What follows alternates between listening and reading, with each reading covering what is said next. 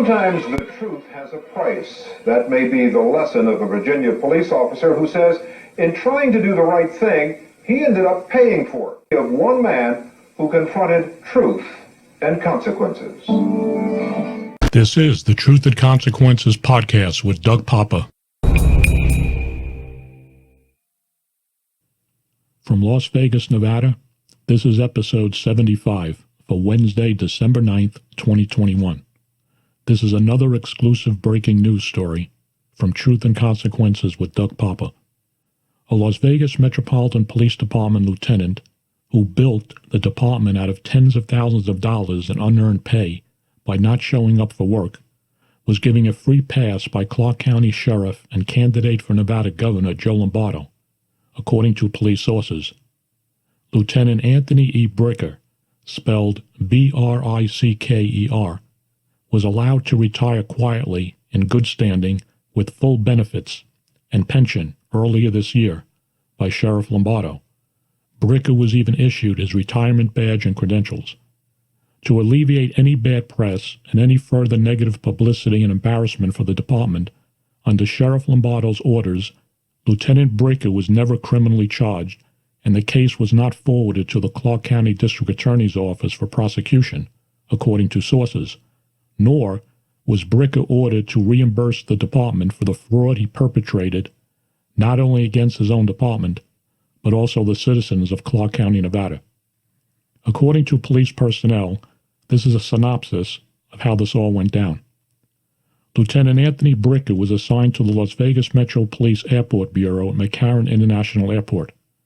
Bricker was in charge with the supervision of the swing and graveyard shifts at the airport, so he had 2 shifts to manage, which gave him leeway in making his own work hours.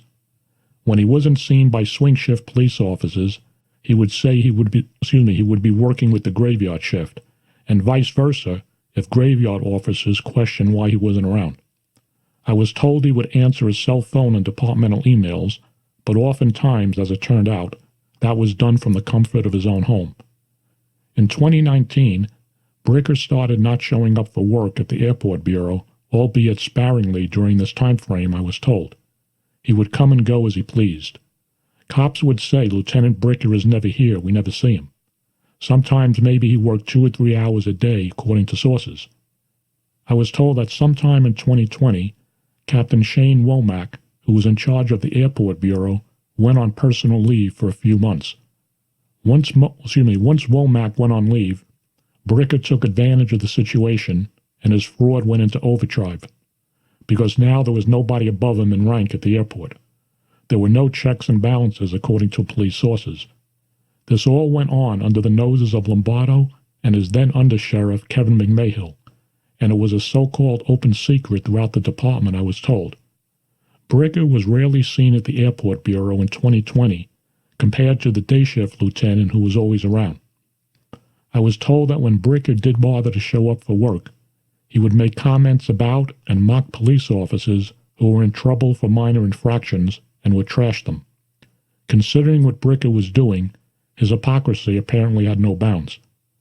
Eventually, in late 2020, Captain Timothy Hatchett, spelled Hatchett, was put in command of the Airport Bureau Police. Within a week or 2 of Hatchett's arrival, and after hearing from Airport Bureau cops that Lieutenant Bricker was never around, and it was no secret from what Bricker was doing, Captain Hatchett notified the Internal Affairs Bureau.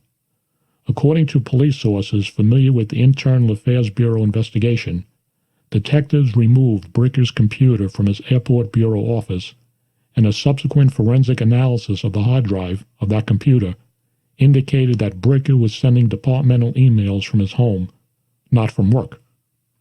In order for Bricker to enter his Airport Bureau office every day, he had to swipe his key card into the electronic lock on his office door to make entry.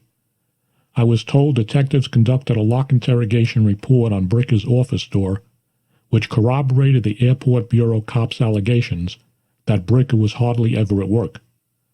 I was told that the airport police sergeants were also interviewed by Internal Affairs detectives, which then led to Lieutenant Bricker being placed on administrative leave. In December of 2020, rumors started floating around the department that Bricker was going to be arrested. It went like wildfire through the department, I was told. Sources said one of the Airport Bureau sergeants who was interviewed by Internal Affairs, Sergeant Jason Hansen, spelled Hansen, communicated with Bricker and told him what the Internal Affairs Bureau had on him. Bricker knew it was all over at that point and put his paperwork in for retirement. Bricker was never interviewed by Internal Affairs. After retiring at the beginning of this year, I was told that the case against Lieutenant Anthony Bricker was shit-canned and wasn't pursued any further on orders of Sheriff Lombardo, a move, I was told, that didn't sit right with other department personnel. Now my closing comments. Not to make light of this entire disgusting situation, with a name like Hatchett, Captain Timothy Hatchett, who initiated the investigation into Lieutenant Bricker, should be running the Internal Affairs Bureau. That's just a little police humor here. Hatchett gets a thumbs up by me, in my opinion, and once again, Sheriff Lombardo gets another thumbs down from me. I would also like to hear what Lombardo's former undersheriff, Kevin McMahill, who is a candidate for Clark County Sheriff, has to say on this matter and other cover-ups and lies that he was party to throughout his tenure on the police department. As for Bricker, what really burns me up is that in 2020, the Airport Bureau was staffed with a skeleton crew at times because many people were out sick, and this guy Bricker couldn't even be bothered to show up at his cushy job at the airport. He was receiving lieutenant's pay for hanging out at his home. Sources said Bricker had also put in for overtime pay when he didn't even work, and yet he was given a free pass to retire by Lombardo, some said in lieu of facing criminal charges. Ladies and gentlemen, listen to this. In the summer of 2020, here in Las Vegas, we had protests over the death of George Floyd, as did many other cities in the United States. Metro police officers and supervisors worked many hours at that time, and a lot of overtime.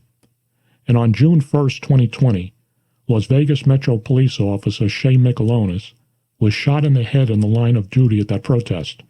And to this day, police officer Shay Michelonis remains paralyzed because of his injury.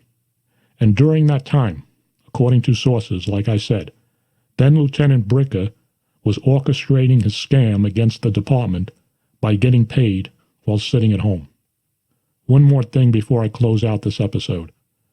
Why was Bricker given a free pass from criminal prosecution by Sheriff Lombardo, when in April of 2020, then Las Vegas Metro Police Canine Officer Sean Malia was arrested on theft and embezzlement charges for stealing over $16,000 from a charity that helps care for retired police dogs?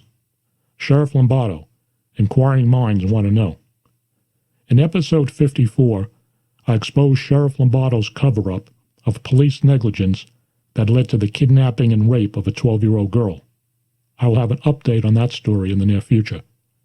I ended that episode by saying I was going to go to the bathroom and vomit. I hate to repeat myself, folks, but once again, I will close this episode by saying I'm going to the bathroom and vomit.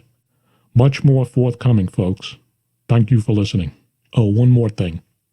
According to public records, Anthony E. Bricker made a total pay in 2019 of over $149,000. In 2020, Bricker's total pay was $176,610.